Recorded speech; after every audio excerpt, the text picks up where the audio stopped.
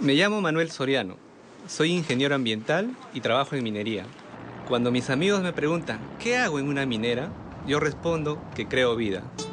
Este bosque, en el desierto de Guarmey, es un ejemplo.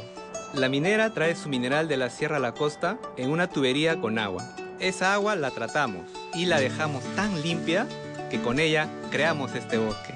Donde había un desierto, ahora hay acacias, algarrobos, granadas. Esto es fruto de la minería. La minería que tú quieres sí existe entre nosotros. Cada vez hay más ejemplos de que la minería y el agro sí pueden vivir juntos. Sociedad Nacional de Minería, Petróleo y Energía.